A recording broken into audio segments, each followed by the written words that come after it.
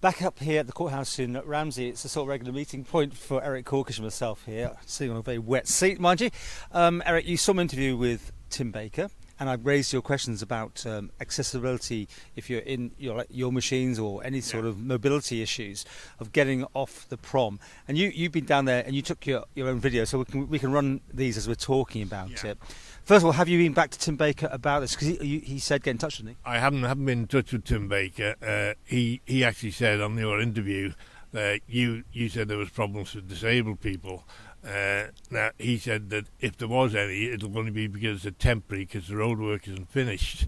Well, that's a lot of rubbish, because where I filmed, the actual curbs and everything are finished. But I haven't been speaking to Tim Baker.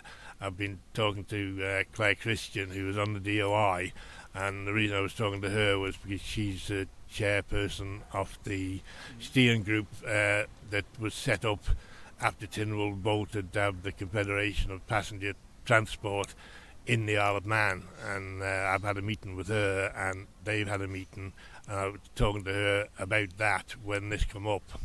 She's quite proactive, and we've had another bus thing going on about the app, and she's been investigating into that. So have you had the answers you want? Are they going to make it easier? Because as I said, it looks like you can't get off. If you get off a bus, it's okay getting onto the seaside, but if you want to get on, let's say, across the road to get to one of the hotels, there's nowhere very nearby for a drop, and that's one of the crucial issues here, isn't it? Yeah, well, the thing is, I went up to have a look at it after he'd done that interview, and I took my buggy with me. Now, it comes out the back door of my car, the buggy, so it's onto the roadway. Now, where I parked my car, there was no drop curbs anywhere near, which meant that you've got to travel on the road either against the traffic or with the traffic. And it's a very narrow road now, especially when you've got the tram lines there, and there just isn't enough drop curbs. They've put in the raised curbs at the bus shelters, but there's very few drop curbs to get onto the roadway. Now, if anybody in a wheelchair, a manual wheelchair, they're going to have to push that wheelchair quite a long way to be able to get onto the pavement. And then when you do get on it, you've got to travel quite a way if you want to get off it. If you try and get to the Empress or to the Palace Hotel, it's virtually, I wouldn't like to estimate, but you can see in the videos I've done how far you've got to travel. Well, I looked at myself, and taking the Empress because there's a bus stop there, it did seem incredible. But he said it wasn't finished. But that, as you say, both of us looks like it is a done deal in the sense unless they go back and they can alter it for you. Yeah, the top half of that promenade is finished. The actual tarmac isn't finished.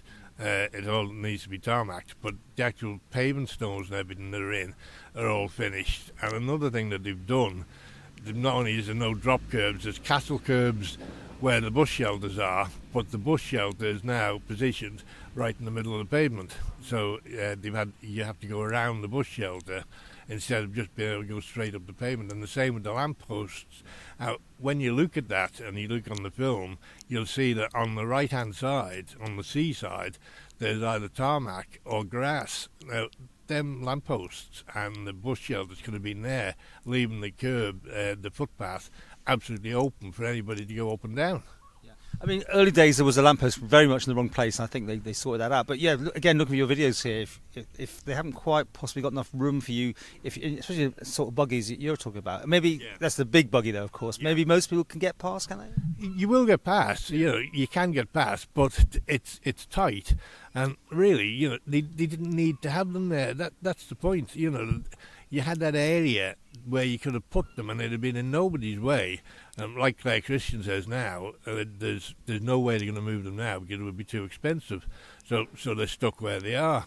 And the other thing they've done, which you can see on the video but not very clearly, at the bottom end as you come towards Broadway, they've got slabs. They're like pyramid slabs, and it's designed to stop people walking there.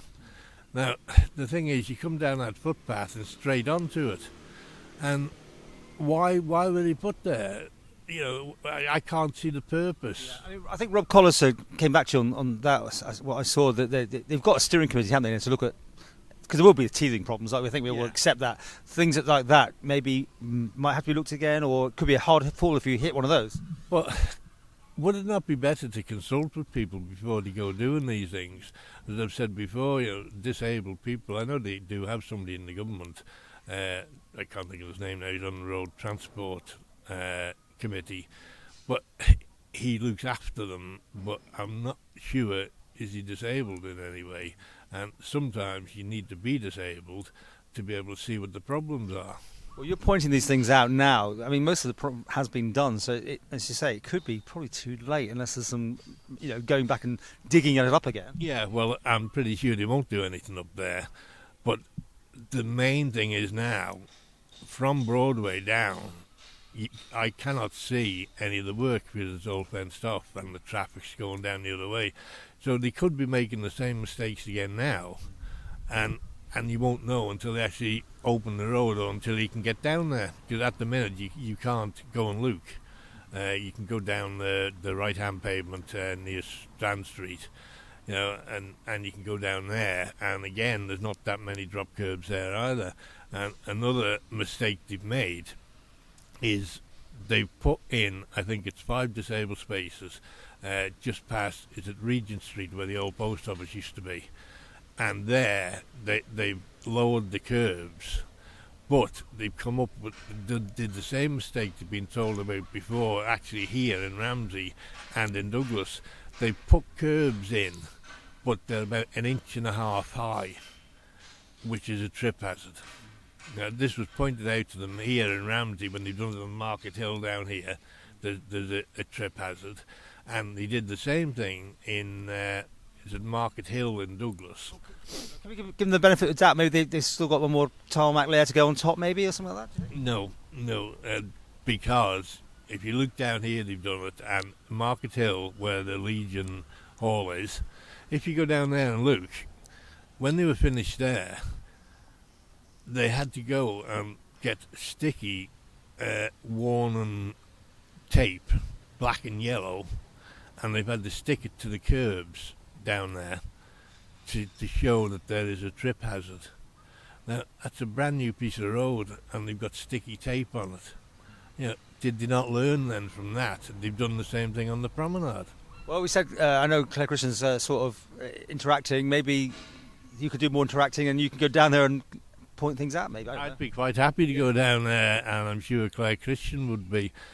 She's been very helpful. As I say, all the bus stops have got castle curbs in now, so it will be level to get off a bus. Not that I'll be doing that in the near future, but that is being looked into because of the Tynwald passing that motion about disabled people being allowed to travel on the bus.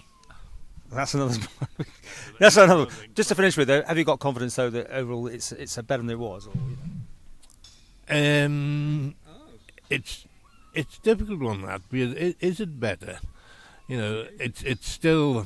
I mean, to me, it doesn't make a big deal difference to me how far you have to travel on the road, or apart from the danger, or on the pavement to find your next drop curb.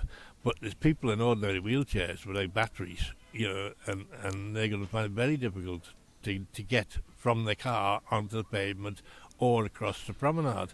And that's without the new roundabout, or whatever they call it. Roundel. I did actually see on a Facebook site, and somebody come on and said that they work very well. I've forgotten the name of the place now. And works well. And I watched the video and it showed you what they did. And I thought, well, I'm prepared to give them a chance that might work. Then I've seen another person come on from that area, and they've said that pedestrians are almost being knocked over.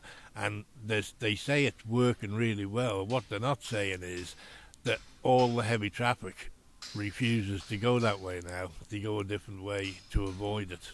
Well, that's a story that's still underway and everything. But just to finish with, I need to point out, you mentioned Claire Christian and also Rob Cole. So both those have already announced their standing. I make that transparency because obviously other people will be standing in those constituencies. A full list you can find obviously online. And we'll meet up again maybe in Douglas next time. No doubt. I'm sure we will.